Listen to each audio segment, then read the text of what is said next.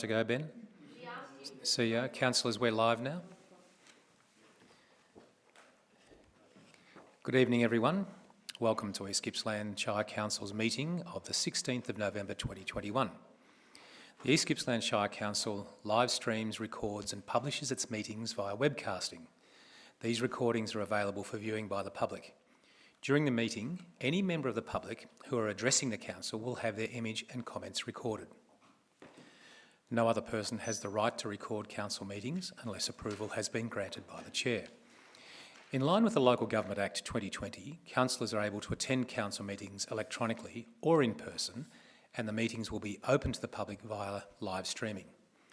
Members of the public are invited to view the live stream council meetings by following the link on the council's website or Facebook pages. If council encounters technical difficulties with the live streaming during the meeting, we will adjourn until the issue is resolved. If technical issues can't be resolved, the meeting may be postponed to a later time or date.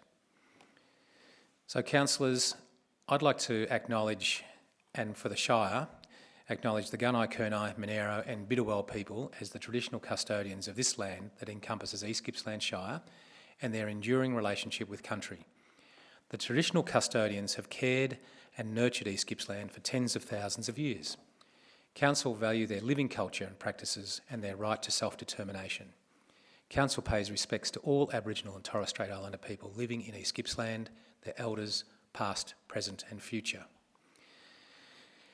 Councillors, a member's attendance can only be recorded as present at a council meeting when the member can confirm that they meet all of these criteria, and there are three. 1, they can hear the proceedings. 2, they can see other members in attendance and can be seen by other members. And 3, they can be heard to speak.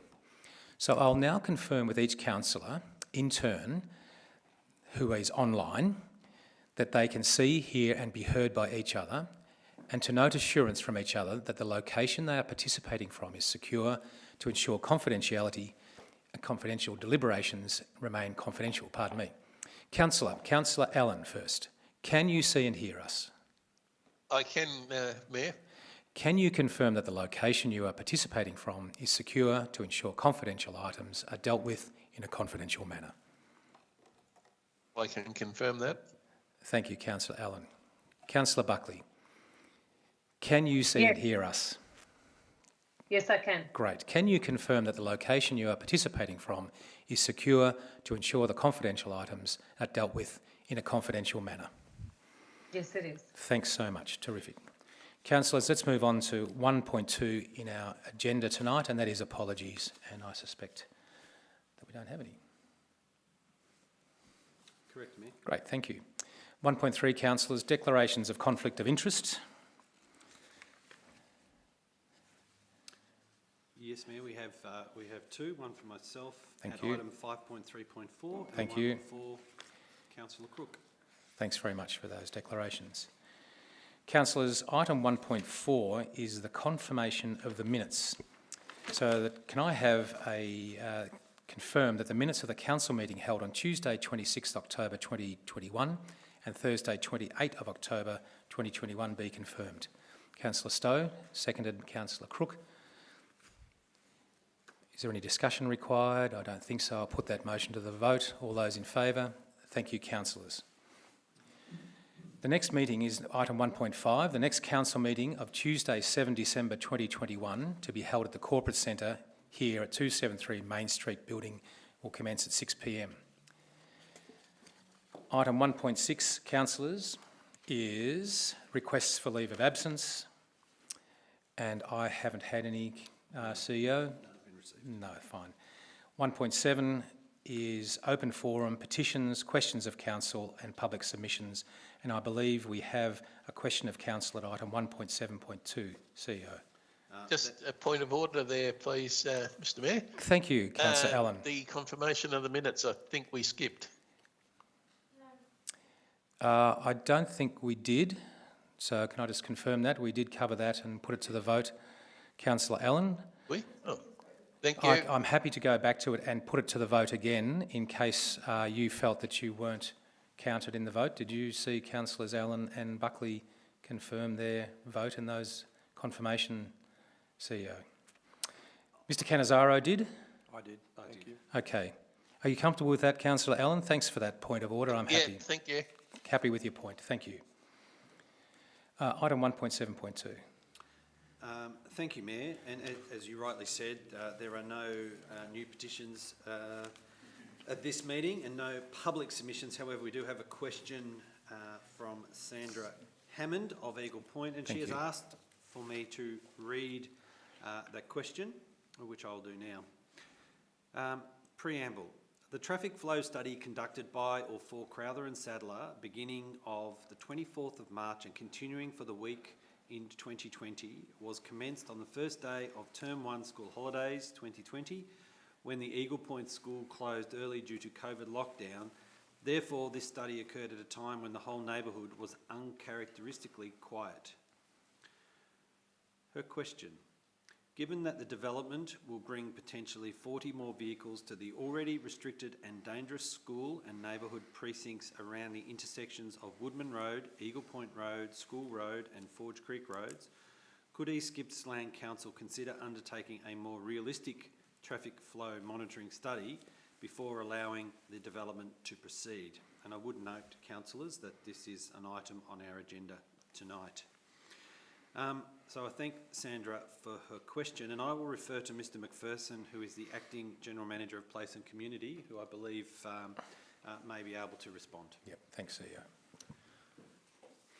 Thank you, Mr CEO, and through you, Mayor. In response to Sandra's questions, it's acknowledged that traffic counts were undertaken during school holidays and the COVID-19 restrictions and may therefore underestimate the traffic volumes. The peak hour volumes of Forge Creek Road are between 43 vehicles per hour during the morning peak and 46 vehicles per hour in the afternoon peak, with a degree of saturation at 0.21 to 0.28, which is regarded as excellent in terms of traffic saturation. Even if we are to assume a trebling of peak hour vehicle movements during the school term, and this is unlikely that school or post-COVID trips would account for an additional 80 to 90 vehicles on Forge Creek Road in a single hour. The degree of saturation would increase to about 0.5, which is still regarded as excellent. The additional traffic generated by the subdivision to Forge Creek Road is predicted to account for an increase in a degree of saturation of about 0.003, or equivalent of 14 peak hour movements, an almost negligible increase.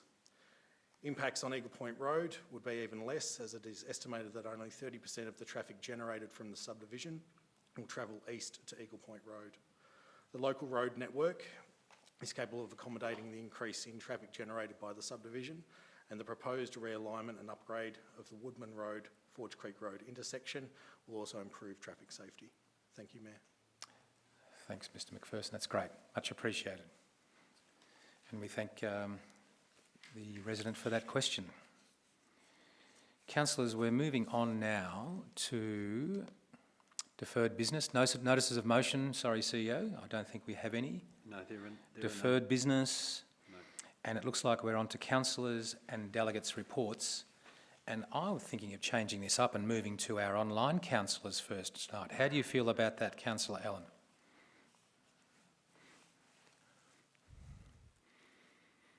Thanks, Mark. So now that we're out of COVID temporarily, for me anyhow, we got out and about a bit, and the Monday before last, along with Councillor Stowe, I attended the Waiwera launch of the Lions Rotary Lucas Mill Timber Initiative. This was a program that was founded at Sarsfield some months ago and has been highly successful, so much so that a second mill with a trailer and ute have been added to the program, and currently 30 farms are booked to have their fallen trees milled to provide timber to replace fences, yards, etc. that were lost in the bushfires. Last Thursday, I had the privilege of representing the Shire at the Lakes Entrance Remembrance Day. It was indeed an honour to lay a wreath on behalf of the Shire at a very, very well-attended and solemn event. And I would also like to acknowledge Linda Mitchelson-Twigg, on her success, been named the winner of the Victorian Community History Awards for the Oral History End of an Era. Congratulations to Linda, along with Len Henningham, who was cooperated with her on that project. And I would also like to acknowledge the initiative by the Nestle company for producing and donating 184 2-kilo tins of coffee in a commemorative tin for fire-affected communities. These beautiful tins depicting a scene from the Malakutas fire will be distributed by Rotarians to community organisations and emergency services who assisted in the fire areas over the coming weeks. Thank you. Thanks, Councillor Allen. You've been busy and we all appreciate you being out and about. Councillor Buckley. Thank you very much, Mayor. I'll change it up a bit to the state level. Had a very interesting meeting with MP Bev MacArthur, discussing the importance of underground power lines, certainly for the aesthetic of our townships and the safety of fire mitigation. So that was a really interesting conversation that was had, and there'll be a lot of advocacy around the state government to try and improve our citizens' safety when it comes to fires and power lines. We also had some really good reports come through, ones that will be very beneficial for the East Gippsland Shire, the Rural Victorian Housing Blueprint. So I look forward to sharing that with my fellow councillors. Lots of really good information in that. Also, the Fixing Country Roads Program Evaluation Report. So it's to do with the Victorian Fixing Roads Program, which is aimed to assist councils to improve the current state of their local roads to enhance the connectivity, reliability and efficiency of regional communities, which is all very important for the community. So I'll just hand it on to the next councillor because we've got a lot to get through. Good on you. Thanks, Councillor. Thanks for your report. Councillor Greason, would you be happy to take on the cudgel next? Thank you, Mayor Reeves. I just want to talk about three things that I've attended in the last few weeks. One of them was the U3A AGM, which was a very well attended event, and I was very, very impressed with the efficiency of the AGM. But more importantly, they've got more than 450 members. They run nearly 70 classes every week. They have 50 volunteer tutors and facilitators, and they cover an enormous range of topics. So very, really impressive. The Honourable Tim Bull attended, and he didn't talk politics, he talked history. He talked the history of his family and the relationship with the Dulson family from way back, and that was really interesting. I attended an online conference called the Indigenous Cultural Heritage Conference. I couldn't attend all of it, but the parts that I did attend were really very interesting. The highly sensitive knowledge and discussions around management of exposed burial sites and the fundamental importance of people's remains being on country and using new technologies to confirm traditional knowledge of ancient trade routes using strontium isotope ratios. So I found that fascinating. And the third thing I attended with Councillor Uri, the East Gippsland Women in Agriculture and Business, and I'll leave it up to Councillor Uri to talk about the main entertainment, but these women were great, and it was in the middle of the rain and they all turned up with their gumboots and chainsaws in their cars because they didn't know what they were facing when they were going to go home. Thank you. Good on you. Thanks, Councillor. Councillor Crook. Oh, I've had an interesting couple of weeks. I've met with various groups and a few individuals. I think I'll just write it in a report and submit it through the normal channels. Terrific. Thank you. Councillor Stowe. Thank you, Mayor. Look, I've been busy and out most days talking to the ratepayers and others, and there's a lot of mundane stuff like grass and roads. It's important to those people, and I don't think it's important enough to report on. I'd just like to say that next week I'll be attending, along with a lot of other of you, the opening of Finnings Freight Centre, and I look forward to that with a great deal of enthusiasm. Yeah, So no other reports, thank you. Here, thanks. Councillor Uri. Thank you, Mayor. I would like to really appreciate the effort that Council went to in supporting Health Worker Appreciation Day on the 4th of November. I think this was really timely to celebrate the achievement of a very significant vaccination rate in East Gippsland, but also to thank our health workers and appreciate all the work that they do, especially at this time of stress, I think, when we've got a bit of COVID in our community and people don't know, how it's going to unfold, really. So Council, through our comms team, and particularly thanks to Luke for this, put up some social media posts which reached well over 3,000 people and had a great article printed in the local papers which appreciated our health workers. So was very happy that that was able to take place. On the 11th of November, I participated in a full day workshop. This was following the Mayor's attendance the evening before for a leadership conversation for East Gippsland. This was an event hosted by Gippsland Community Leadership Program and C4G, Community for Gippsland. It was held at the Glarwack facilities at Kalimna with a wonderful group of about 25 people from a broad range of agencies and organisations exploring best stories of community resilience and collective leadership and what were the repeatable inputs which contributed to great, surprising and very positive outcomes. I think it was a conversation that was started and that wasn't completed, so I'll look forward to the next chapter of that.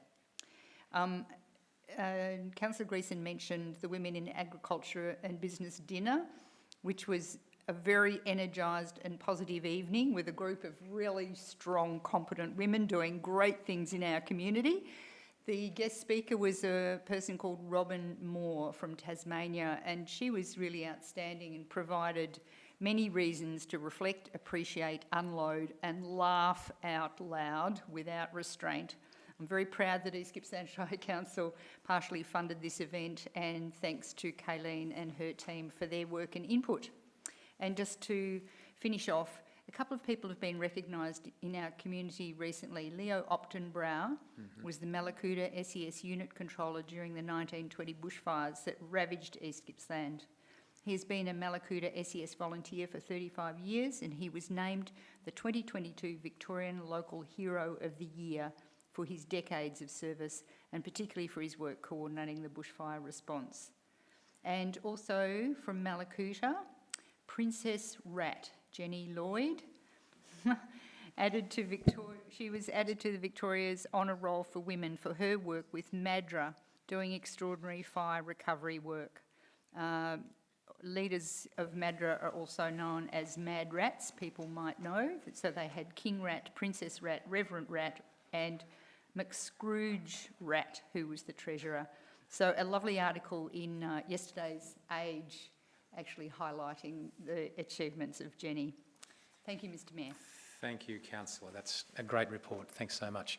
Councillor Van Diegel. Thank you, Mayor. I have just attended a couple of webinars in the last fortnight, so I haven't been able to make it too much, so I will not be giving a councillor report today. No, thanks so much. Councillor White. Thank you. And just the usual planning meetings, consultation meetings over the last period of a couple of weeks. But last week was particularly last Wednesday was a really good day. I met with Michael Anderson and his colleagues who have been working in the area through the drought and the fires and of course the pandemic. So they've been here a while. They're funded through, I think, rural finance, and they are doing work in both Wellington and East Gippsland to assist businesses that are struggling and farmers who are struggling, and it can be from finding grant money to assist them, to just simply, as I know one of his colleagues is an accountant by trade, just simply sorting out the way they do their business to find a better way and to help them get ahead. So in that meeting, I suggested that they might like to come and address the council group about their work that they're doing. So I've asked Anthony, the CEO, if he would perhaps organise that for a period in the future, possibly early new year. Yep. And they do work with the economic development part of council, and it would be good for them to explain to the whole group what they do, how they've assisted. They've still got funding until June in 2022. I think their services may be required for a further period, but it would be good for them to give you, an overview of what they do, but also in the work that they do collaboratively with council, just to make sure that we're not duplicating any of that work, and that we work together and for the one purpose. So thank you. Yeah, great, thank you. That collective impact approach is really important. Councillors, thanks so much for all your work and your diverse advocacy around the Shire. It's really important and appreciated by the community. It's been a busy couple of weeks and I have a report that I will submit, but I did want to note, councillors, the work of our emergency service responders last weekend during the weather event. And I think that we all really appreciate the work of SES, VicPol, CFA volunteers, council, staff, Vic Roads, anybody else who is out there keeping our community safe. I think it's really worth acknowledging that work. We had a major flood warning for the Lower Mitchell, and it could have been much worse than it was. And we know there were some rescues that were undertaken, and I think it's just worth acknowledging that work that was done by so many people. And also just members of the community who got out there with their shovels and maybe cleared a drain or unblocked something, just to keep the place flowing literally as it was over that weekend. I'd also like to just acknowledge, I too was at the GCLP leadership conversations that Councillor Uri mentioned, but I was there the night before and I had the privilege night where I had dinner, but also had the privilege of hearing the Now and Hour Men's Choir. And I was quite enamoured by the Now and Hour Men's Choir, and I have a bit of a plan that I think we might see a bit more of them at some stage in the future. So I hope you will enjoy them as much as I did. And lastly, I just wanted to acknowledge last week was Remembrance Day, and it was a difficult Remembrance Day because a lot of RSLs and other groups couldn't actually plan and organise because of COVID. But I think that it's such a solemn and important event in Australians' calendar that many of us, and I think most of us, stopped for that 1 minute at 11 o'clock and bowed our heads in silence. And for many of us, it's very personal. So I thank everybody who's done that. But I'll submit my report, which has more detail and a bit of the less interesting stuff in there as well. So thanks for all your work, councillors. Let's move on to the next part of the agenda, which is Officers' Reports, item 5.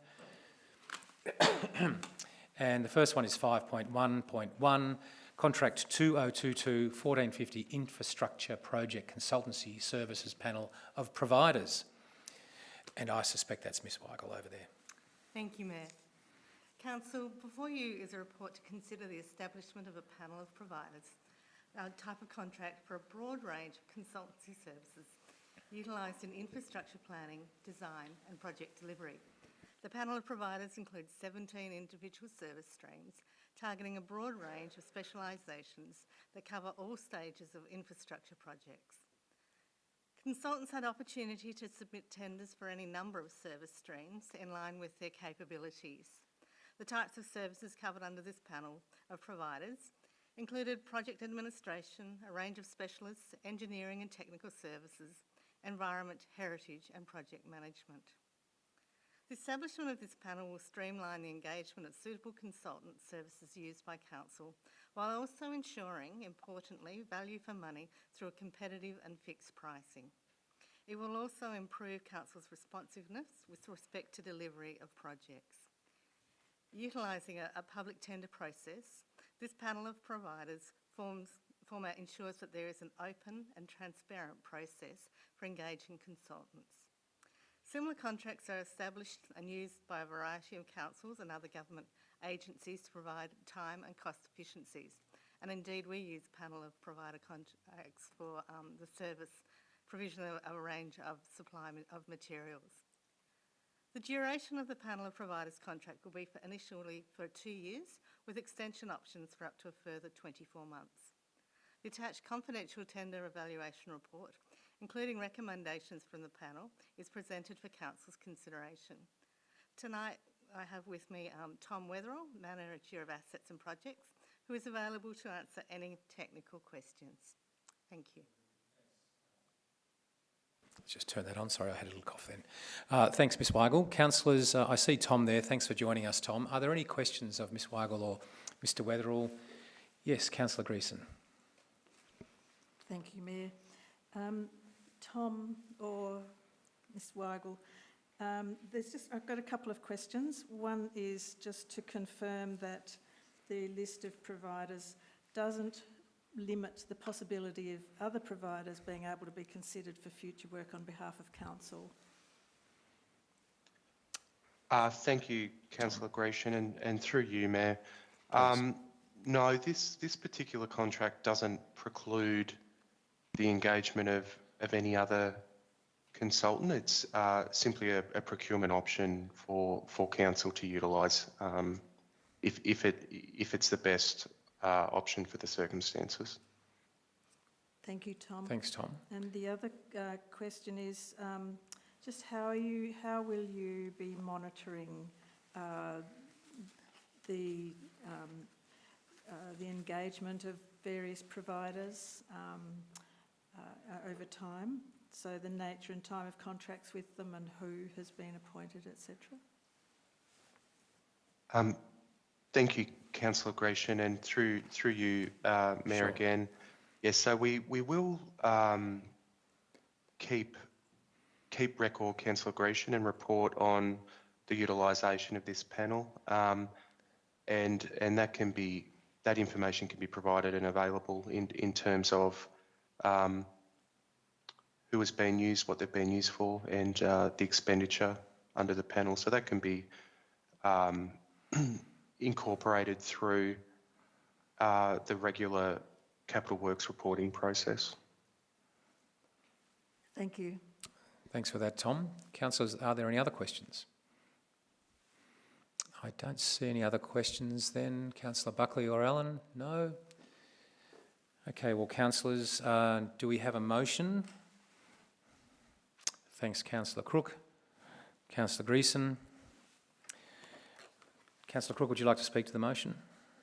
Oh yes, certainly. Just to say that this is a fairly standard practice in larger organisations whereby you establish a big list of suitable companies to deliver a range of services for you in their area of specialisation, and it simply streamlines the process of engaging those services in the future. As has been pointed out, it doesn't preclude other people potentially being able to deliver those services on behalf of Council, so I think it's a good move and should be supported. Thanks, Councillor Crook. Councillor Greason, did you wish to speak to the motion? Thank you. I think this is a process that's been conducted very efficiently and according to procurement policy, and I support this need for a panel of this sort because so much work is done by external providers for the Council, such a huge area. So, well done. Thanks, Councillor. Is the motion opposed? Would anybody else like to speak to the motion? Councillor Uri. Thank you, Mayor. Yes, just to speak in support of the motion, I think Council has a very big capital program at the moment, capital budget, and I think that having a panel of providers will help to streamline that process and aid towards seeing that budget expended. So I really support it. The other thing that's been great reading through all the background notes here is to see how many local contractors and organisations have applied to go onto the panel. There are some gaps, I think, in the ability to fill with local people, but hopefully, as Councillor Greason has established, that doesn't preclude people from joining or for applying further down the track. So very happy to support the motion. Thank you. Thanks, Councillor Uri. Would anybody else like to speak to the motion? Councillor, I just might like to add too that it's significant that there's 17 service streams provided there, and that just provides a little snapshot of the diversity of provision that the council in its day-to-day operations has. And so that's just my comment. So, councillors, I'll put the motion to the vote. All those in favour? Carried unanimously, CEO. And councillors, as we mentioned earlier, luckily we are not going to read all of this, but the motion is on the screen and we'll just scroll through it for the benefit of clarity and transparency. And it will be in the minutes, absolutely. So while that's scrolling through, the next item is 5.1.2.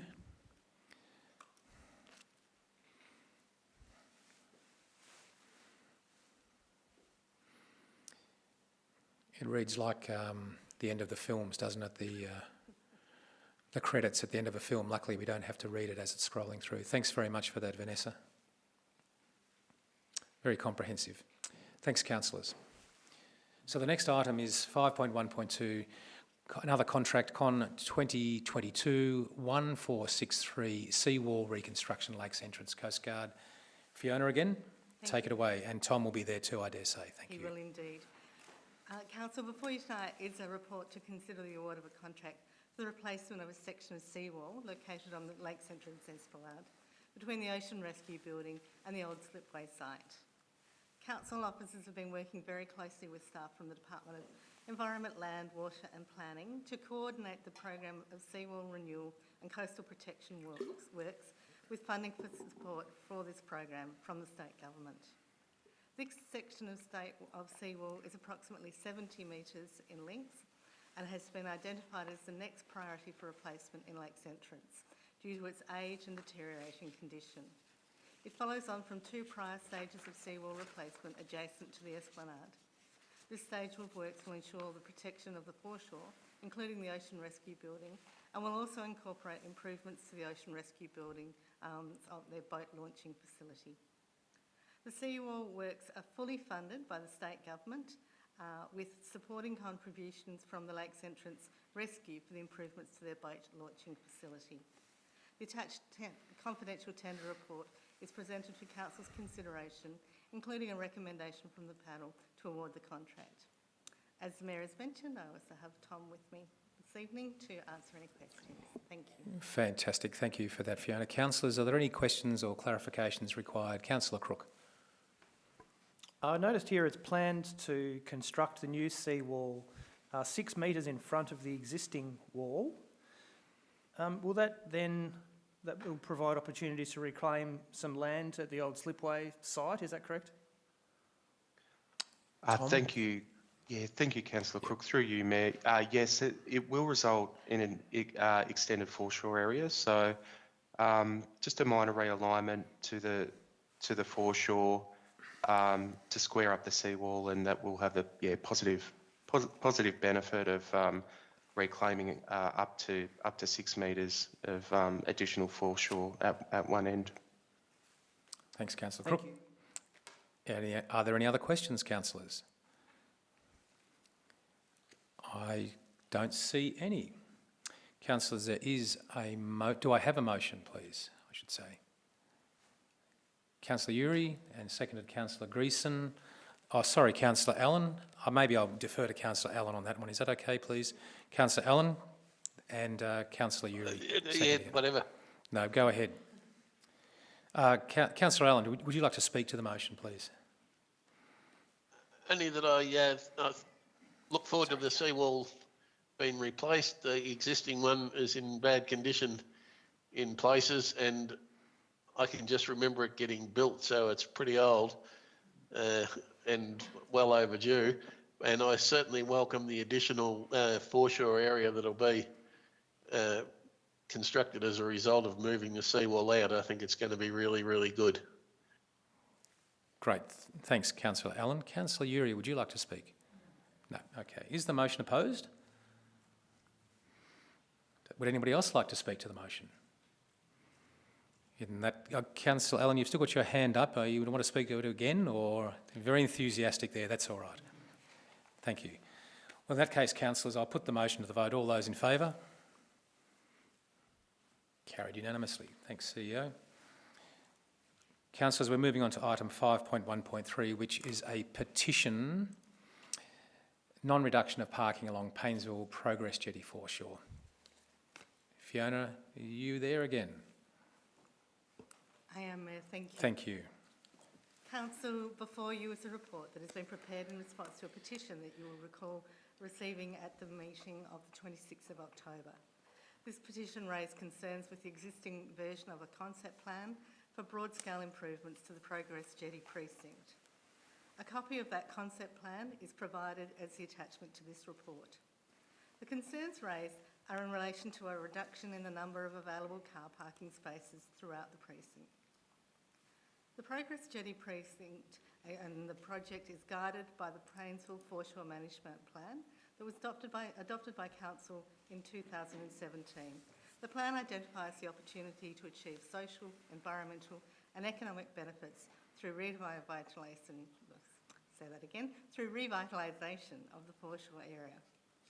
Planning work commenced in 2020, including significant community engagement to turn this foreshore management plan into a concept plan. The concept plan, which was developed and is the attached plan to this report, was released in July 2021. Since the release of the concept plan, some members of the Paynesville community have raised concerns about car parking availability.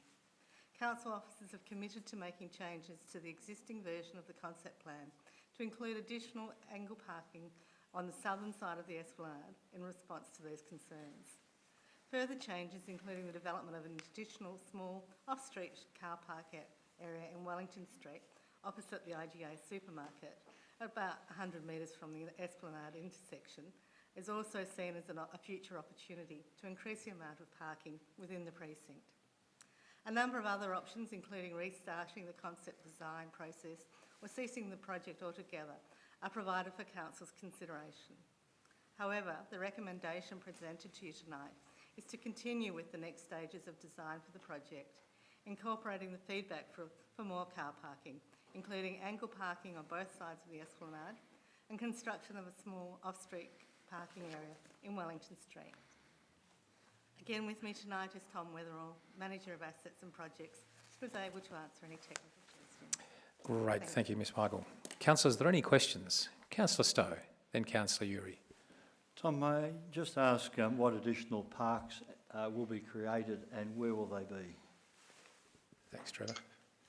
Yeah, through you, Mayor. Thank you, course. Councillor. Thank you, Councillor Stowe. It's envisioned that with these revisions to the existing concept plan that there would be approximately an additional 22 car parking spaces within the precinct. That's with the car parking changes on the Esplanade and the inclusion of a small off-street car park in Wellington Street. The important factor with that is that there would be a net gain of around 12 spaces on the Esplanade. So in terms of car parking in closest proximity to the traders on the Esplanade, those changes would result in an increase of 12 on-street car parking spaces when compared to what's there currently. Thank you. Thank you. Councillor Uri. Thank you. Not sure who this question is directed towards, but I'm keen to understand on Wellington Street with the proposal there for a small car park, what was there and how big will the park be, and are we proposing to landscape that area? What are the plans for that, please? Thanks, Councillor. Through you again, Mayor. Thank you, Councillor Uri. The proposed site for that that off-street car parking area is adjacent to the existing Paynesville op shop. So there are some small buildings on that location. The site itself would be developed with landscaping, and improved pedestrian connectivity through to the adjacent reserve, and just to be mindful of the amenity of that area generally. So, thank you, Councillor Uri. Terrific. So just to confirm that the landscaping and any, footpaths or whatever, the connecting paths, they'll be included on the renewed plan to go out for further community consideration, so people in the community can see what's proposed? That's correct. Okay. That's correct, Councillor Uri. Fantastic. Thank you, Tom. Thanks for that, Tom. Councillors, are there any other questions? Well, councillors, there is a recommendation there. Do I have a motion, Councillor Stowe? You do, Mayor. Very good. I would recommend that we accept the recommendation of the staff. Look, this is... Just hang on a second. I'll get a seconder and then you'll definitely have a chance. Hold fire. Councillor Van Diggle, you're going to second this? Terrific.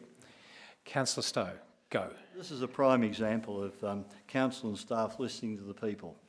500 people signed the petition for additional parking down there. We've listened. We've increased the parking, as Tom pointed out, and we've also consulted with the businesses and the ratepayers down there. I believe this will be a very popular decision in the area. It will provide parking where it's quite scarce at the moment to the advantage of all the businesses and also to the ratepayers. I have no hesitation in recommending it. Thanks, Councillor. Councillor Van Diggle. Just to second what Trevor said, we've had many conversations. I'm going to say a little bit more than that. Oh, you should. Yeah, we've had many conversations, and I think since having these options come up, we've had a lot of support via email and text messages. I think it's really well received, and with the additional parking on Wellington Street, I think that'd be quite welcomed. Obviously, there's a vacant block at the moment that's being used as parking, but once that's not there anymore, we have to think a bit in the future. Paynesville is a very popular holiday destination, and being from Paynesville, I know how annoying it can be to find a park during summer, so I very much welcome the recommendation. Fantastic. Is the motion opposed? Would anybody else like to speak to the motion? Well, in that case, will we put the motion to the vote? All those in favour? Carried unanimously. Thank you, councillors. Let's move on to item 5.2, Bushfire Recovery, 5.2.1, Draft Land Management Strategy.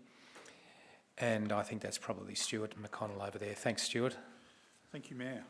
Councillors, you have before you a report presenting a submission on the Parks Victoria Draft Land Management Strategy for your endorsement.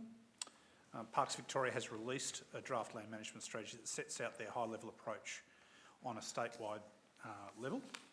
A submission on behalf of Council has been prepared and has been provided to Parks Victoria given the deadlines for submissions, with a note that it's subject to endorsement by Council, and that is then for your consideration this evening. You have before you the report out, providing an overview of both the strategy and the submission. There are two additional items that have been identified for inclusion and feedback for Parks Victoria. One relates to climate change and the impacts on resourcing, and also just to recognise the use of the UN Sustainable Development Goals within the strategy. It's also been brought to my attention an error in the submission in relation to capitalisation of the references to Aboriginal in the submission, and we will correct that in an updated version of the submission to be provided to Parks Victoria, and I apologise for that error. So, councillors, you have an officer's recommendation before you, and Mayor, I'm happy to respond to any questions. Thanks for that, Mr McConnell. Councillors, are there any questions? Councillor Buckley.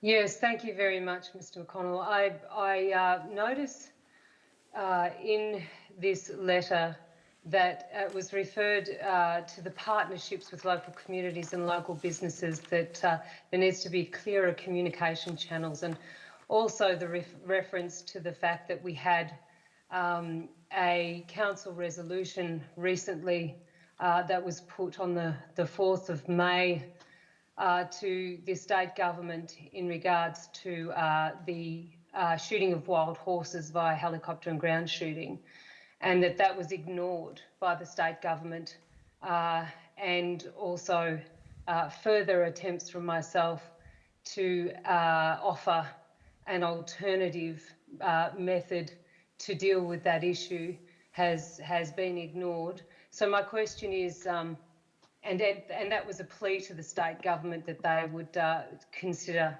a state park reserve for those horses to be managed in, and also a natural sort of eco equine centre to be able to make those horses fit for purpose. So my question is, how successful will this be in any advocacy role when clearly the state government are ignoring our council resolutions?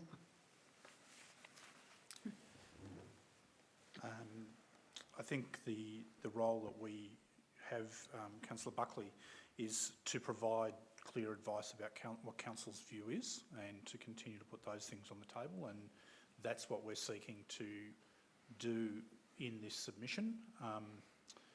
It's not within Council's control as to how another organisation responds to that, but we can always give consideration to the means by which we advocate for these issues, and the starting point for that is setting out the positions which we've sought to do so in this submission.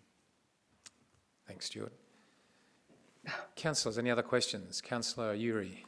Thank you. Mr McConnell, I note that the strategy itself makes reference to the United Nations sustainability goals, 17 of them. I'm just wondering whether Council has any policy documents or policy directions which relate to those development goals already, or is this something new we're seeing in high-level strategy documents?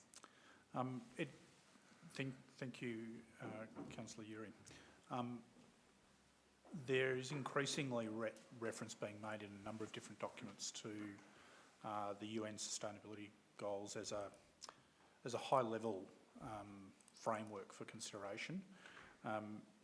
You'll recall the community vision process that was developed on behalf of Council through the community deliberative process referenced the sustainability goals, and that was something that community members brought to the table in that discussion. So whilst we don't have a formal policy position in relation to that, it's certainly been part of the consideration there in relation to the community vision, and also it's certainly informing the development of the environmental sustainability strategy as well. Terrific. Thank you. Thank you very much. Thanks, Councillor Uri. Councillor Buckley, did you have another question? No, okay. Councillors, are there any other questions from around the table? Councillor Crook, your light's on, but no? Okay. Councillors, there is a recommendation. Do I have a motion? Councillor Crook, seconded Councillor Greason. Thank you. Councillor Crook, did you want to speak to the motion? Briefly, just to say that obviously East Gippsland has a huge amount of national parks.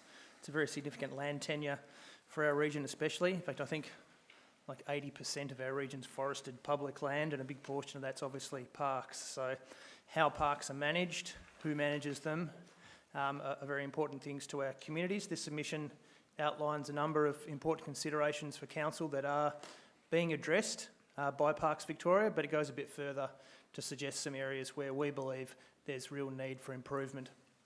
So I have no hesitation in recommending the motion, and congratulate the staff for putting the submission together.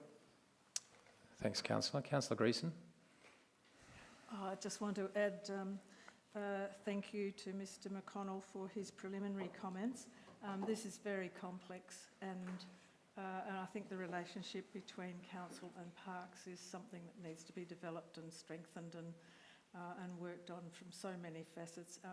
And I recommend people reading this letter. So good, thank you. Thank you, and I support the motion. Thanks, Councillor. Is the motion opposed?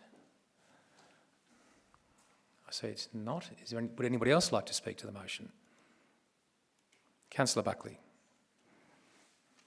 Thank you, Mayor. Look, I think it's so important that we start to develop a better relationship in regards to the state government, the different agencies, DELP, Parks, start to listen to the community so that we have better ground-up management and empower community's voice, and also allow them a better, not only a better say, but more interaction and involvement on the ground level in the management. So I really advocate for that. So I'm supporting this, and I hope that we will be able to work on those strategic partnerships well into the future, and I will endeavour to do so with my MAB motion, which I'll present when I get the opportunity. Good on you. Thank you very Thank much. you. We'll look forward to that. Would anybody else like to speak to the motion? Councillors, I might just like to add that in particular in the letter, the points around developing the announced projects that are pertinent to our region and our area in particular, around Point Hicks, the Wilderness Coast Walk, Cedar Summit Trail, Cape Conran, Malakuta and Tamboon Jetties, Buchan Caves Reserve, our #1 tourist destination, Raymond Island and Gippsland Lakes Aquatic Trail in particular, that are mentioned specifically. So these are very important for us. Thanks, councillors. I'll put the motion to the vote. All those in favour? Thank you. Councillors, carried unanimously. Much appreciated. Councillors, we're on to 5.3, Business Excellence, and 5.3.1 is the Draft Advocacy Strategy. Peter. Thank you. Good evening. Good evening. Thank you, Mayor. Councillors, before you is a report titled The Draft Advocacy Strategy, which identifies advocacy priorities for the East Gippsland Shire Council. For background, councillors, you'll recall that on the 26th of October in last month, Council resolved to adopt the advocacy policy, which was prepared to guide the approach in the development of the advocacy strategy. The key points of this report that relates to the advocacy strategy for you to consider tonight, councillors, is that the advocacy priorities have been sourced from a variety of sources, including the council plan and various policies, council resolutions that arise, and issues of the day as they arise also. The advocacy strategy is a fluid document that will change as new priorities are identified and agreed by council. The draft advocacy strategy identifies 35 significant priorities to inform our advocacy to state and federal governments for upcoming elections and the budget cycles. The 35 priorities, they were categorised into 5 themes: our communities, our place, our environment, our economy and our council. And within each of those themes, and respectively, there were 4 priorities in our communities, 14 in our place, 9 in our environment, 7 in our economy and 1 in our council. Further iterations of the advocacy strategy, councillors, will be presented to council following input from the municipal health and wellbeing and also the environment and sustainability and also the economic development strategies and any other relevant council strategies as they arise. Also tonight with me is Nola Brady, who is the Manager Customer Experience and Communications, who is available to respond to any of the technical questions you may have, councillors. Thank you, Mayor. Thanks so much, Peter, and good evening, Nola. Thanks for being here too. Councillors, are there any questions of Nola or Peter? Tom, and then Mendy. Thanks, Peter, and thanks, Nola. I guess just a point of clarification. This is a draft strategy that's before us this evening. Am I right in thinking that other issues of importance or as they sort of come to rise in the future will be able to be added to this list?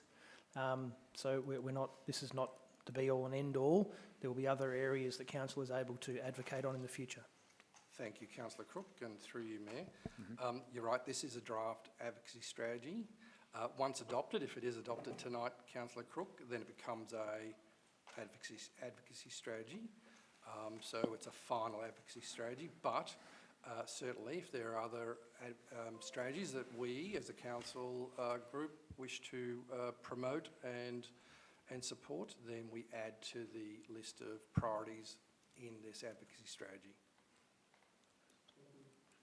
Councillor Uri. Thank you. My question is very much the same. As we develop new priorities or we want to change something, if something's achieved, so we take that off the list and want to add something, that doesn't have to come to a council meeting. We can just do that by general acceptance around the council table. Is that, what's the mechanism by which we add things? Thank you, Councillor Uri, and through you, Mayor. given that this is this may be a resolved motion tonight, then we would expect that they come back to council to add to make up the final version of the advocacy strategy at that point in time. Okay. So it would be a streamlined process, but it would be a requirement to have a resolution. Okay, terrific. Thank you. Thank you. Thanks for that clarification. Are there any other questions, councillors? Councillor Van Diegel. I just have a question about how long this is relevant. Is it just until the elections, or is it beyond that as well? Is it for the rest of our council term? Yeah, and thank you, Councillor Van Diegel, and through you, Mayor.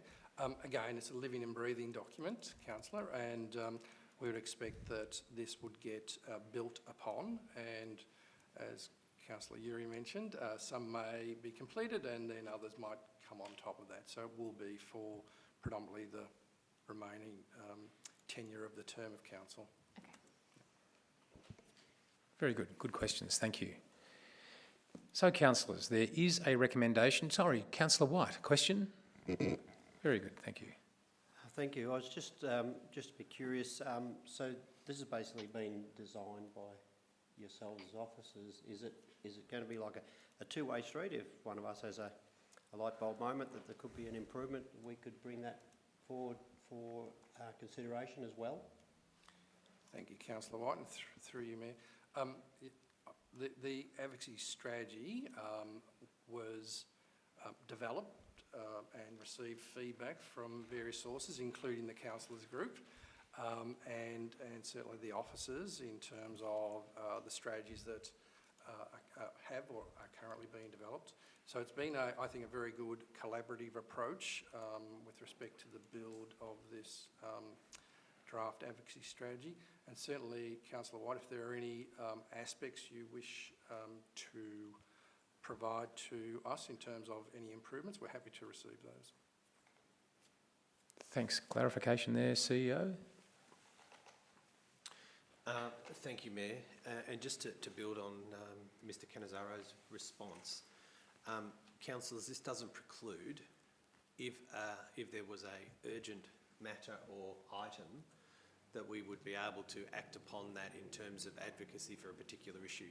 What this does, the advocacy strategy, as is outlined in the report and as Mr Canizzaro has said, is provides the basis for officers to understand what are the priorities, and we're able to then really get on with actually starting to make sure that we've got all the information we need, make sure we've got the really clear asks on that, and actually start to line up the processes to get some action and some traction on these issues. But I just want to be clear that it does not preclude if an issue comes up and we need to act on it quickly. So we can certainly do that still. Great, thanks for that clarification. And my question might be, if I may, about the line of sight through the strategy, the policy into the council plan. There would be that line of sight through there, Mr Canizzaro? Thank you, Mayor, and through you, Mayor. Yes, there is, and with all of our strategies and policies and even down to procedures, we always look for that line of sight right through to the council plan. Terrific, thank you. Councillors, are there any other questions? So there is a recommendation there. Do I have a motion? Thanks, Councillor Greeson. And seconded, Councillor Buckley. Thank you.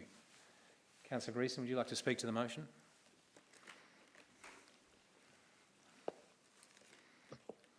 Thank you, Mayor. I just want to say that I think there's no point in going through all of these advocacy statements that we've chosen, but they are all very relevant and very current issues that we've been facing over a period of time, but also in the immediate time. Thank you. Thanks, so I support Councillor. this motion. Thank you. Councillor Buckley, would you like to speak to the motion? Yes, I would. Thank you, Mayor. Look, I think there are some really great asks on this list, some that we just really should be strong about, and I think it's been a great lot of work. Thank you, Nola and Jamie and team. I really support this. I think that the Mitchell River Bridge duplication is well overdue, and a Bensdale Aerodrome upgrade. There's so much on here. It's a lot to be proud about if we can achieve it. The Marlow Road upgrade, certainly the resilient housing stock is a really important issue. We look forward to Buchan getting their recreation reserve upgrade. The list goes on, but my favourite, of course, and although we shouldn't have favouritism, is the Benambra Corryong Road ceiling. So well done, team. It'll just, if we can achieve half of what's on this list, we'd be very proud. And I fully support your efforts and the efforts of councillors and the council itself. So let's go get it all done. Good on you. luck. Thanks, Councillor. Well said, Councillor Greason. Anybody else like to speak to the motion? Councillor Crook and then Councillor Uri. Thank you, Mayor. I guess this policy really speaks to the fact that while we do everything we can with what we've got, we could always do with help. And it's really important that Council advocates for the things that our community needs to those people that can help us. So I really support this work that we do, and I really support a vast majority of the things that we're advocating for. I think, as Sonia said, if we're able to bring them to fruition, it will be a fantastic achievement. Thank you. Very good. Councillor Uri.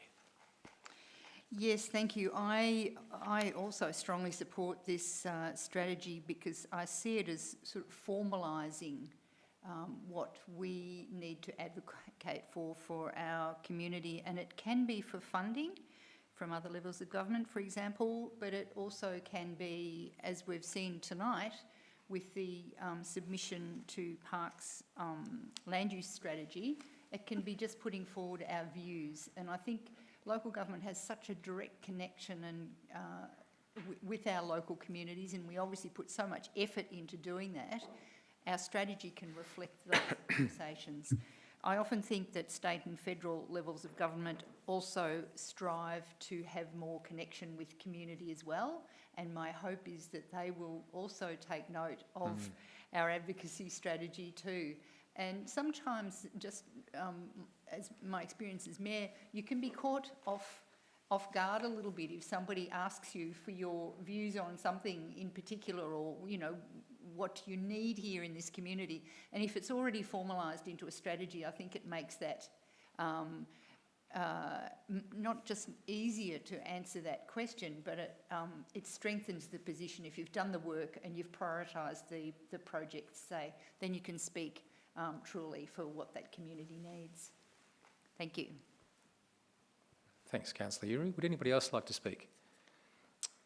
I might just like to add then that that I think that your experience in being the Mayor was probably a bit harder because the Council hadn't formulated or coalesced a lot of those strategies and hadn't brought them into fruition at this stage. And to be able to have that clarity, and I just wanted to thank Nola and the team for the work that they've done in actually producing this for us and being able to consult and put into those 5 themes, those 35 priorities, so that we do have that clarity.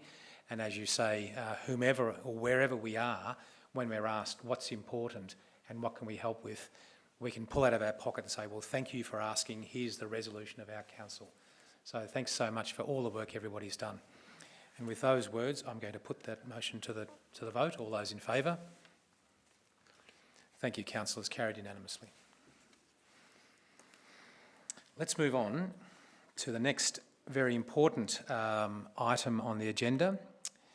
And it's a nice segue from the last item, actually, the Council Plan Progress Report, Q1. And can you believe it, councillors, we are a quarter of a way through the council term. So here we are. And that would be Peter once again. Thank you, Mayor. Councillors, before you is a report titled the Council Plan Progress Report for Q1 2021 to 22. The key points of the report for Council to consider tonight are as follows. The Q1 report covers the reporting period 1 July to 30 September 2021 and provides a high-level summary of the major initiatives, strategic indicators and actions that have been listed in the Annual Action Plan 2021 to 22. The annual action plan is a companion document to the Council Plan 21 to 25, as it identifies the actions that the organisation will take to implement the Council Plan over the year. Councillors, this report before you tonight is the first report of its kind that outlines progress made with respect to the action plans and related to the Council Plan 21-25 that was adopted in June this year. The quarterly report has been prepared as a way for councillors and officers to report to the East Gippsland community periodically on the implementation of the Council Plan and the action plans. Some of the major initiatives listed on the annual action plan highlight the actions that represent significant high priority activities. For quarter one, 8 of the 10 major initiatives are on schedule, with 1 behind schedule and 1 yet to commence. Some highlights in the progress of the major initiatives include the asset management policy has been revised and adopted by Council. Subsequent work on the asset management strategy and the asset management plans has already commenced. Internal engagement has been undertaken on the development of the environmental sustainability strategy 21 to 2030. The development of the economic development strategy is progressing, councillors, with background research and initial consultation having been completed. Also, the implementation of the customer service strategy is on schedule, with customer experience benchmarking baseline data and exercise having been taken. Following endorsement tonight, councillors, if it gets to that point, the quarterly reports will be made available to the public as they provide a great opportunity to promote and provide an update on the key projects and activity to the community. Also present tonight is Jamie Lynch, who is the Corporate Planning and Performance Officer, who is available to respond to any of the technical questions. The report and recommendation, councillors, is presented to you tonight for your consideration. Thank you, Mayor. Thank you, Peter, and good evening, Jamie. Thanks for joining us tonight. Councillors, are there any questions of Peter or Jamie?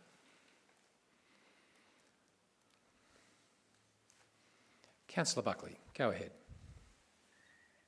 Yes, look, well done. There's a whole lot in there, Jamie. As usual, you're a very proficient fellow with your team, and the only thing I just was curious about was you're behind schedule in the development of the arts and cultural strategy. Could you just explain a little bit to me as to why that has occurred? Great question, thank you. Thank you, Councillor Buckley. Happy to hand over to Jamie. Jamie? How are we going, Jamie? You there? Yes. Thank you, Mayor. There we are. Thank you for the question, Councillor Buckley. If you just bear with me while I find the notes. So the arts and cultural strategy appears to be behind schedule, as there's some work being done around that space in terms of providing councillors with an update before they commence any work in the arts and cultural strategy. So wanting to get some information through to the councillors before that commences. Very good. Very important work, as we know how important arts and culture are to our community. So I look forward to seeing that information. Thank you. Thanks, Councillor Buckley. And along those lines, Jamie, if I may just ask a clarifying question. Arts and culture have been one of the greatest impacted areas during COVID. Would that be fair to say that's perhaps an impact as well, and why we've languished a bit and we might see a bit of momentum in the next 12 months? Refer to Sam McPherson, General Manager of Place and Community, to help you out with the response there. I'm sure. Thank you, Jamie, and through you, Mayor. Yes, you are correct that the arts and culture sector is one that has been heavily impacted over the last 22 odd months due to coronavirus. That is one of the contributing factors to the delay in getting it started, but part of the work that we want to do with councillors is actually around the scoping of that strategy. So we make sure that we've actually got it quite focused in its development, so we can cover the key areas that are important to the community with the arts and culture sector. Great. Good. Thanks, Sam. Much appreciated. Councillor Greason. Just to continue the conversation about 1.2.1, which is arts and culture, I think the comments in there make it quite clear that this action's on hold pending further development of the new arts and culture strategy, which is very exciting. And what I really like about that action name in the code, it's very comprehensive. So, and I'm just going to read it out.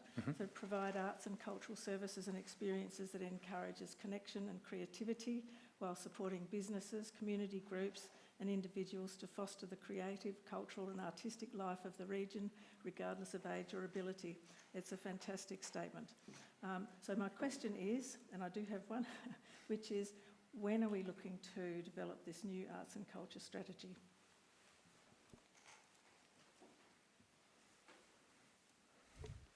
I can take that question. You're going to take that one, Sam? Great. Like. Thank you for your question, Councillor Greason. You are correct in saying that action 1.2.1 is on hold, and again, it mostly comes back to partly the Mayor's comment before around the impacts of COVID on that sector. There's been limited opportunity for Council to support the delivery of the services and experiences in the last quarter, given that those facilities have been closed subject to the restrictions. In terms of the timing of the strategy to come to Council, my understanding from the officers is that it will be within this financial year. Thank you very much. Very good. Look forward to that. Councillors, are there any other questions? I'll just navigate my way back into there. Councillors, well, there is a recommendation. Do I have a motion? Councillor Uri, and then seconded by Councillor Greason. Councillor Uri, would you like to speak to this? Just very briefly, I think this is a fantastic report, and I believe this is the first time it's going to be put out to public, in the public arena for people to look at, which is really great, and I really commend it for our community to read it, because it gives such a good idea of the work that's already been done and the work that's partway through, and the work that's yet to be done across a whole gamut of different areas.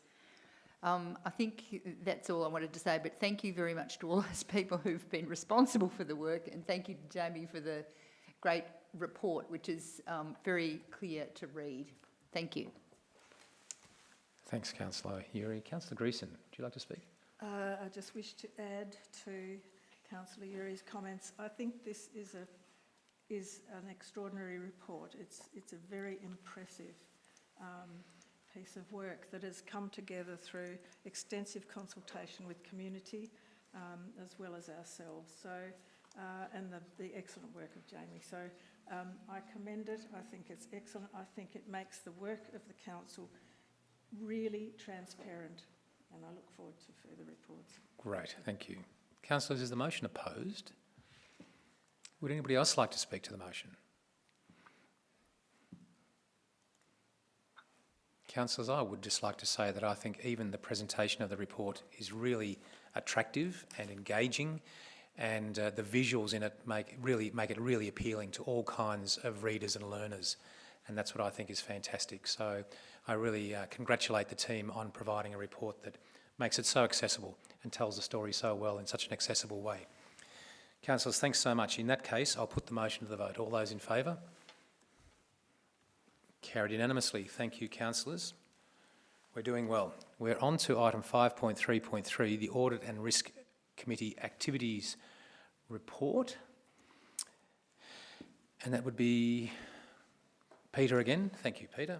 Thank you, Mayor. Councillors, before you tonight is a report titled the Audit and Risk Committee Activities Report. Councillors, the key points of this report for you to consider tonight is firstly a requirement under the Local Government Act 2020. Council's Audit and Risk Committee is to prepare a biannual audit and report that describes the activities of the committee. The report relates to the business undertaken by the committee during the period 1 July through to 31st of October 2021. As you can see from the attachment, which is on page 137 of your agenda, the committee has reviewed a wide range of reports from internal auditors and management. Each meeting there's a standard suite of quarterly reports as outlined and aligned with the annual work program of the committee and also considered by the committee. In line with its roles and responsibilities outlined in the Audit and Risk Committee Charter, the committee provides feedback to management the reports that are presented at a Audit and Risk Committee meeting and any matters that are presented to it. Councillors, I'm happy to field any questions you may have. The report is presented for your consideration. Thank you, Mayor. Thanks, Mr Canizzaro. Councillors, are there any questions of Peter on this Audit and Risk Committee report? Councillor Buckley. Yes, thank you, Mr Canizzaro. Is there anything that the community should be aware of in regards to concerns about the Audit and Risk Committee that have presented themselves? Thank you, Councillor Buckley. If your question's around any concerns about the Audit and Risk Committee, none that I'm aware. Sorry, I can rephrase that. Was there anything that the Audit and Risk Committee had presented as flags of concern in regards to their position or role? Thank you, Councillor Buckley. Certainly, the Audit and Risk Committee have fulfilled its obligations in respect to its charter. There have been some recommendations made by the Audit and Risk Committee to consider a review of the Audit and Risk Committee charter to ensure it's relevant and current.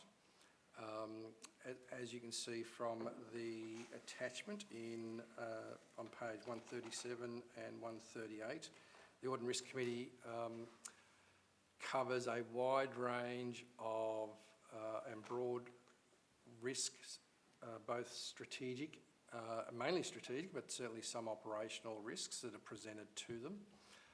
Certainly there have been matters identified with respect to council, the organisation, with respect to vacancies within the organisation in terms of trying to fill those vacancies so we can continue to provide the high level and quality service to our community.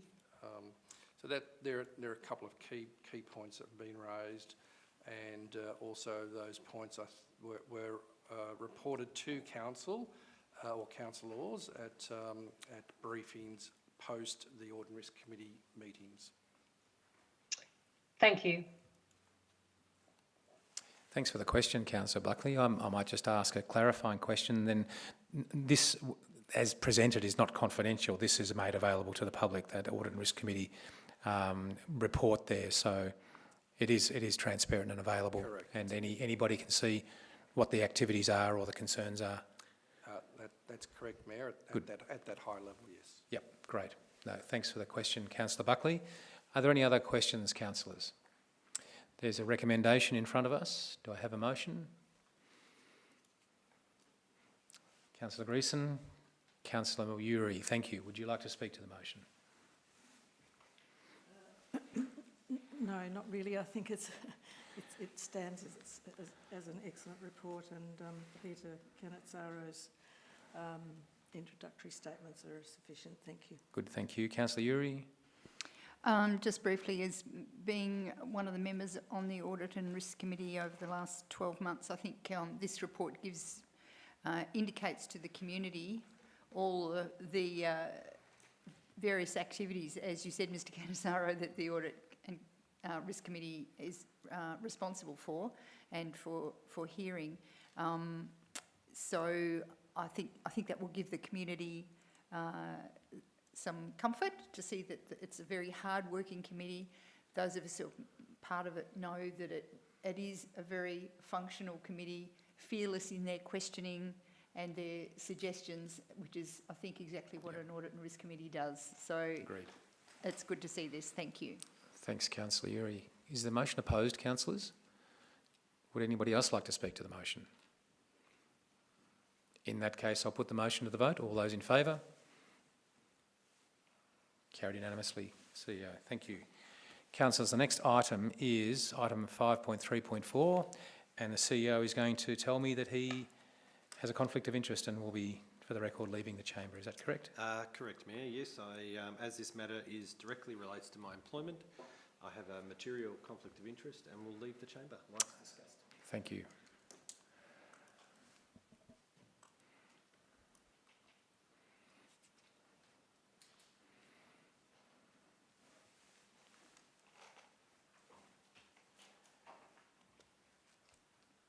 And Mr. Canizara, you'll be covering this off. And just for the record, Ms. Weigel, maybe you shut the door and we make sure that we're not broadcasting to the general public out in the corridor or anything like that, are we? Great. Okay. Thank you.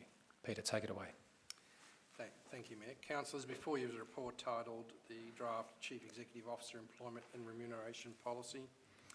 The key points of the report for Council to consider tonight include that at the Chief Executive Officer Employment and Remuneration Committee meeting held on the 15th of October 2021, the committee reviewed and endorsed the draft Chief Executive Officer Employment and Remuneration policy, which can be found at attachment 1 on page 143 of the agenda.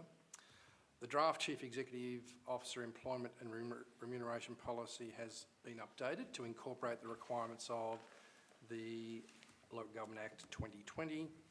The overarching aims of the Council policy are to firstly maintain the Chief Executive Officer Employment and Remuneration Committee, also to provide process for the recruitment of a natural person and their appointment to the position of CEO, also to draft and approve the contract of employment entered into between Council and the CEO, also to seek and be guided by independent professional advice in relation to the matters dealt with within this policy, also providing processes for determining and reviewing the CEO's remuneration, providing processes for the monitoring of the CEO's performance, including setting the performance plan and conducting an annual review on the CEO's performance. And also clearly within the policy, we set out processes for the appointment of an acting Chief Executive Officer if that so arises.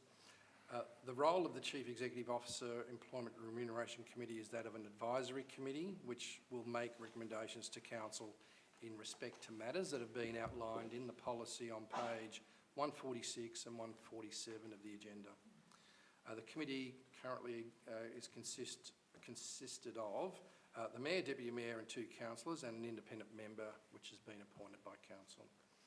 I'm happy to field any questions, councillors, tonight. The report and recommendations presented to you for your consideration, and thank you, Mayor. Terrific. Thank you, Peter. Councillors, are there any questions? Go ahead, Councillor Buckley. Yes, look, I just have a question in regards to, is this a new thing that is being put forward because of the 2020 governance rules, or is this a document that's existed in the past? Thank you for your question, Councillor Buckley, and through you, Mayor. If you refer to attachment 2, that is the, if you like, current policy for the CEO employment and remuneration policy. The attachment 1 document is a revised version of that, but we've incorporated the changes made within the Local Government Act 2020 to update the current policy. We've also used a template that is drawn from Maddox lawyers, so that we have a template that we can be assured that all of the aspects of Local Government Act 2020 have been covered.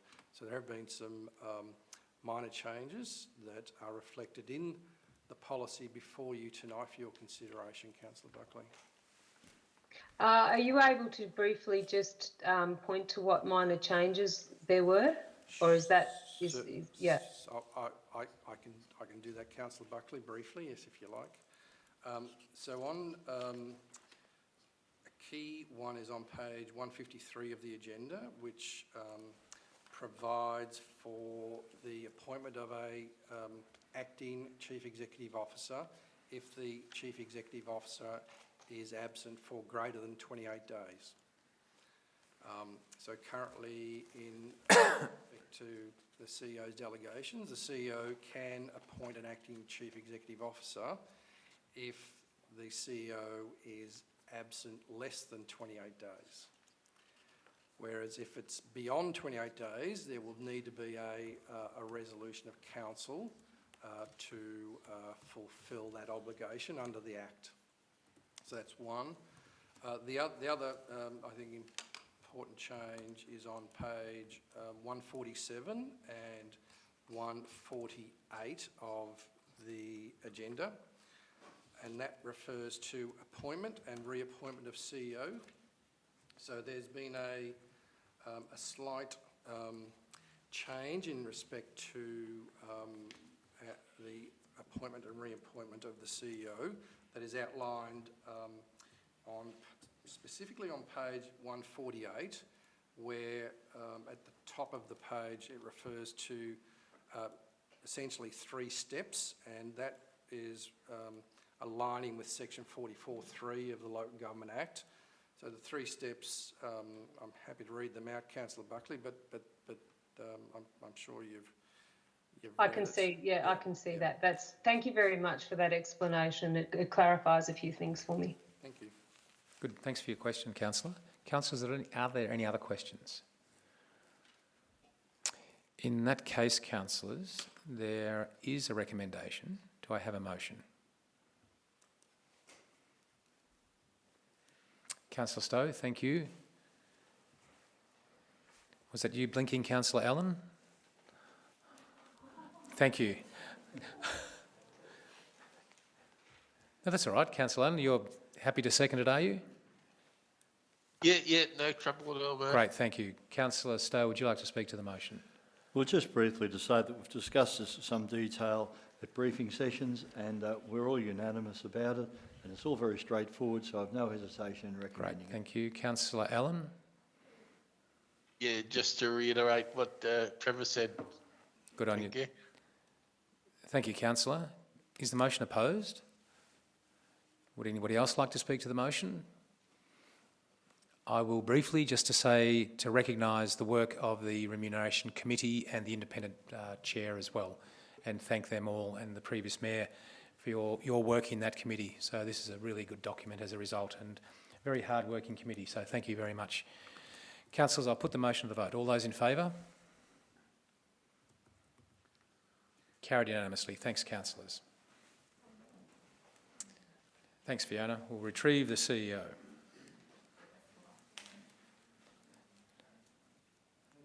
So I was just being inclusive there, Councillor Allen, just to make sure you were... That's all right, Mark. Yeah, no, it's a lot of things going over the top just at the minute. She's right. That's okay. So we're up to item 5.4.1. And I need to declare a conflict of interest in this matter, Mr Mayor. I own a property directly adjacent to the proposed development. Thank you. So I'll remove myself from the meeting. Thanks, Councillor Crook. Councillors, we are up to item 5.4.1. This is planning application 340/2019/P, multi-lot subdivision, presumed loss of native vegetation and creation of a carriageway easement at 17 Forge Creek Road, Eagle Point. And this will be dealt with by Sam, terrific, and we also have Naveen and Martin with us as well, I think, tonight. So thank you very much. Take it away. Thanks, Sam. Thank you, Mayor. Councillors, before you is a report seeking your endorsement to issue a notice of decision for an application for a multi-lot subdivision and vegetation removal at 17 Forge Creek Road, Eagle Point. Salient points of the report for Council to consider are: the application was lodged in late 2019 and has been subject to written objections. The application was subject to a planning consultation meetings conducted in August 2020 and October 2021, the second of which was a result of updated information submitted in support of the application. The applicant has responded to a range of issues, including protection of existing mature native vegetation, requirement for upgrade of the section of Woodman Road, retention of roadside vegetation in Forge Creek and Woodman Roads, building envelopes to implement tree protection zones, and the provision of public infrastructure such as drainage and footpaths. The proposal on balance is found to be consistent with the relevant provisions of the East Gippsland Planning Scheme. There is one outstanding matter in relation to the tree on lot 11, and councillors may wish to seek officers' advice on the opportunity to protect that tree.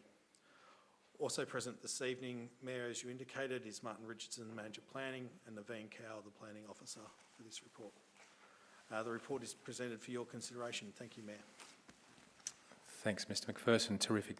Appreciate the report there. Councillors, are there any questions? Councillor Uri, thank you. Thank you, Mayor. Sam, I'm just wondering, there's been a lot of discussion about that tree on lot 11. Do we have any idea how old the tree is? We've seen photos of it. Thank you, Councillor Uri, and through you, Mayor, I might actually pass that question over to Martin Richardson. He may have a better indication than I do on the age of the tree. Thank you, Councillor, and through you, Mayor. I'm not an expert in the age of trees. However, I did look at the tree this afternoon, and it is probably 100 plus years old, as are many of the red gums in the Eagle Point area. The tree, and I'm not an arborist, the tree appears to be in good condition. There's a bit of damage on the base, possibly due to a previous fire event, but the tree is a substantial tree. There's no questioning that. Thank you. Councillor Greason. Thank you, Mayor. We've had some discussion earlier about whether this tree can be saved and looking at options for the development of Site 11. And I'm wondering if, Sam, or Martin, if you could talk about that. Thank you. Thank you, Councillor Greason, through you, Mayor. The tree was originally designated, if you like. I'll just go back a step. When we have a subdivision for lots of less than 4,000 square metres, under the state government's vegetation preservation requirements, all vegetation is presumed lost, which is a baseline, if you like. So what we've achieved through negotiation to this point is to actually go way beyond that baseline and preserve most of the vegetation. Because even though we have a number of conditions here to protect many of the trees on the site, there will also be offsets put in place. However, the tree on lot 11 is at the front of the property. There's a requirement for a 15-metre preservation zone around that tree, and that will occupy, in my estimation, about 35 to 40% of that lot. That would make it quite difficult for someone buying that lot to position their house safely, because as we know, red gums drop branches and leaves, but it is still possible. So we have put to the applicant in the last couple of days, in response to objectors' comments in the last week, how would we go about preserving this tree? And they have said, well, it's very difficult, however, it is possible.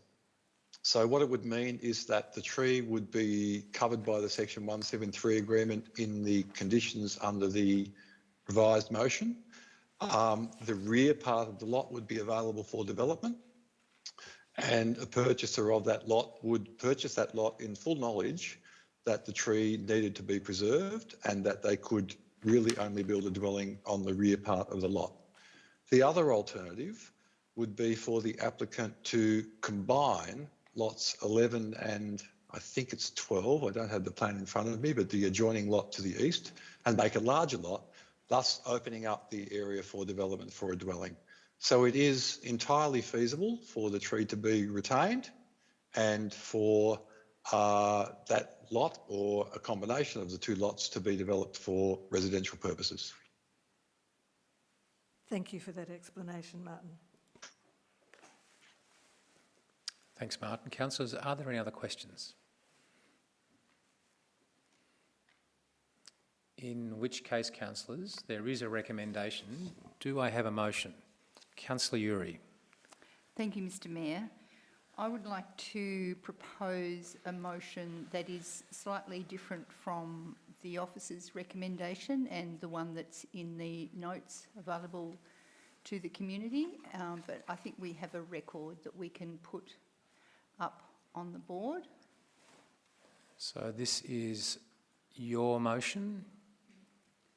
Correct. Thank there you. are 45 conditions, I think, but And where And councillors have a copy of that just for the record too. they do, in front of you so all. I don't have to read it out. No, that's correct. It's like 10 pages, but it does differ in two important points from the... Well, councillor, I just wonder if first we need to have a seconder to that motion before councillor speaks to it.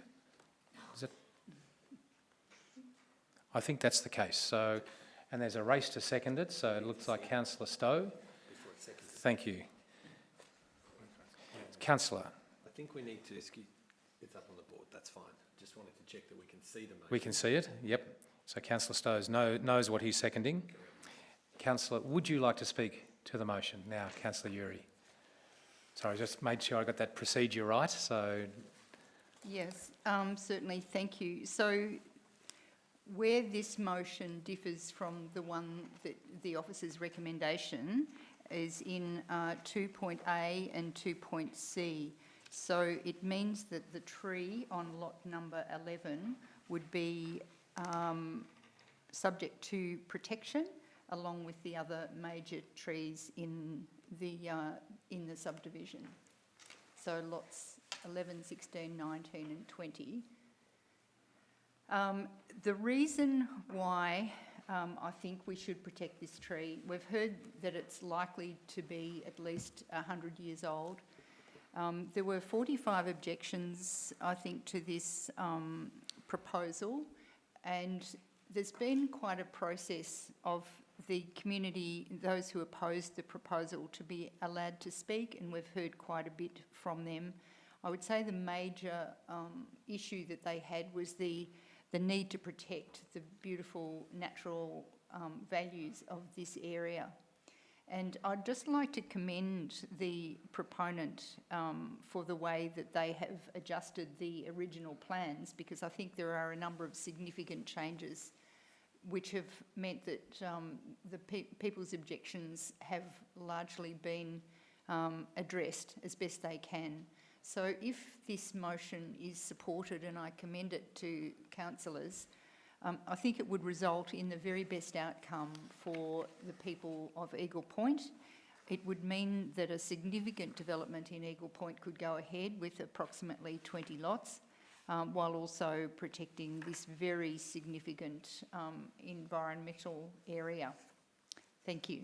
Thank you, councillor Uri. And I'm just going to check to make sure that councillor Allen and Buckley have got a copy and that you can see it and it's clear what this recommendation, this motion, pardon me, how it differs from the original in condition 2A and 2C. So just for clarity, that you have that. I've got it in front of me as it was scrolling through, and I just have one quick comment. That is, I've just looked up the lifespan of a red gum tree, and they can live up to 1,000 years. So, a bit of interesting information. A bit of life left in it yet, probably. I would say so. Good, thank you. So, just for that procedural clarification, and councillor Allen. Yeah, thank you, Mark. Yeah, it's been scrolling through and I got an email earlier on with the changes. Thank you. Great, thank you. So sorry for that. Councillor Stowe, would you like to speak to the motion? Yes, it's been well summed up by Councillor Mendy. What we have in front of us basically is the original motion with the way to save the tree. We've been assured by Martin that the development can work quite comfortably with this tree being incorporated. There's a couple of options, so I've got no hesitation in supporting it. Look, thank you. Is the motion opposed? Councillors, would anybody else like to speak to the motion?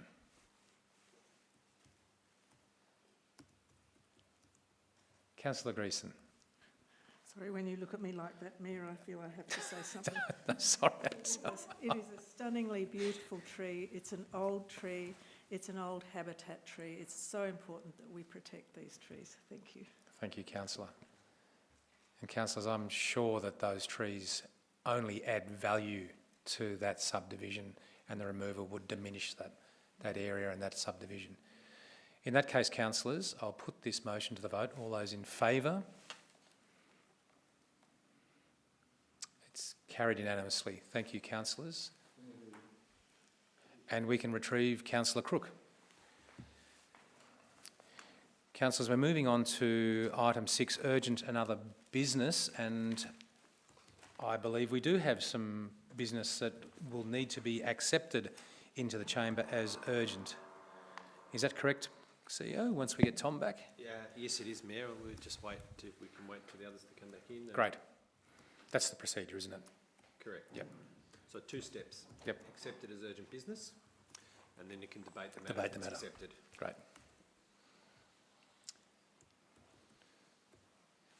Welcome back, Councillor. Now we've lost Councillor Stowe.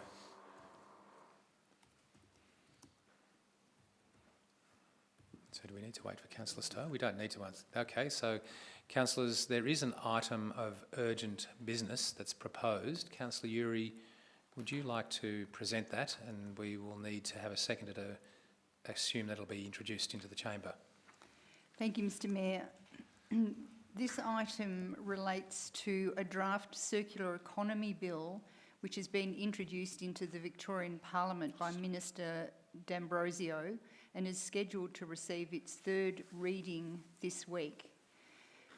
The draft bill in its current form doesn't meet the expectations of council, and I would like to speak a little bit to that and then propose a motion to council.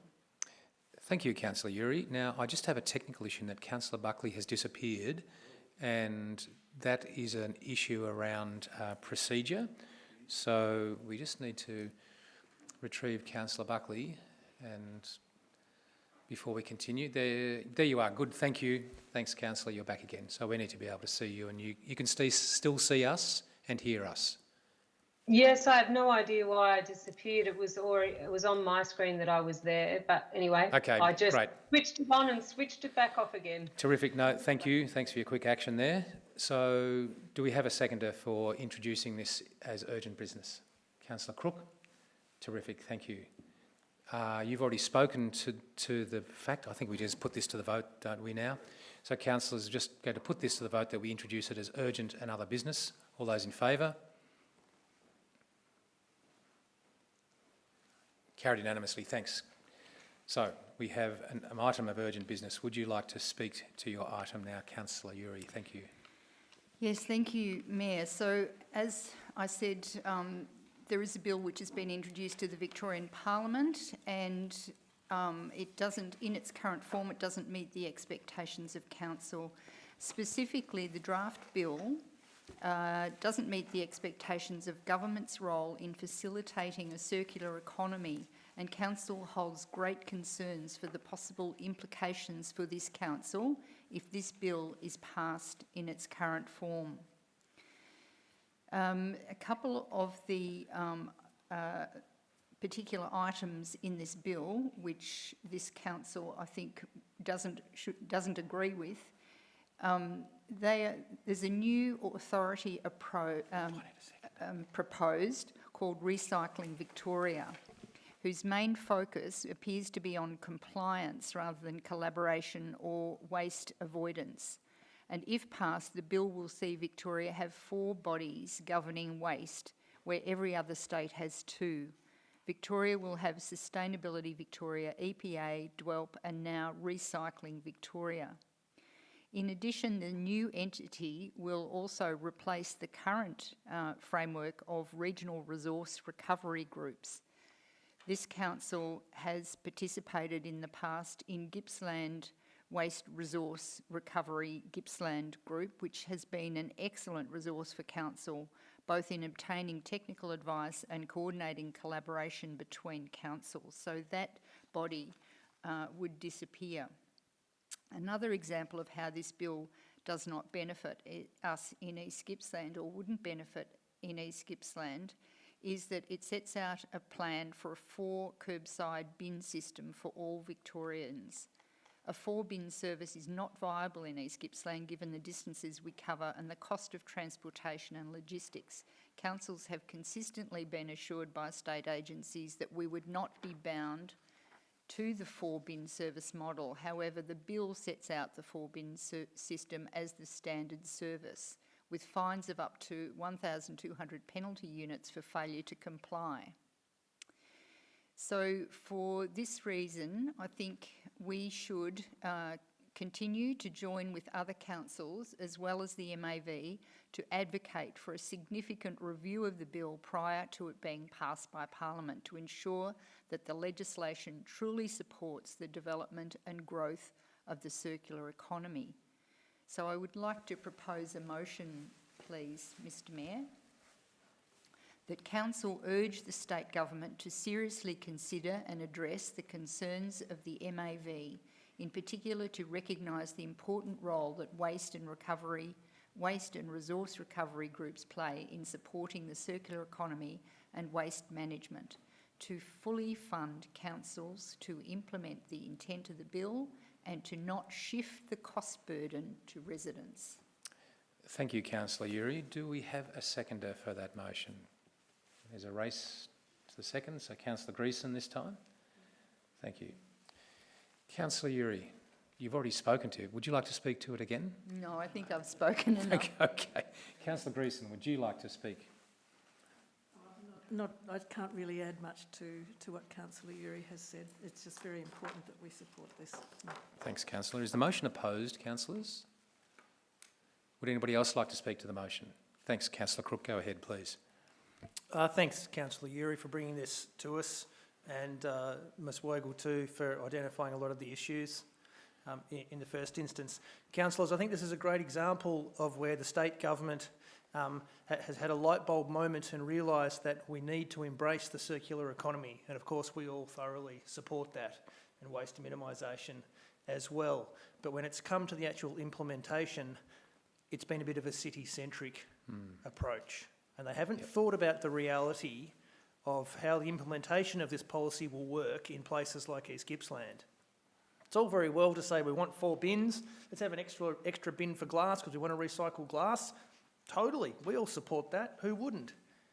But it's not fair to make our residents try and pay for the transport of all that glass. We need state assistance, federal assistance, we need help to implement those things.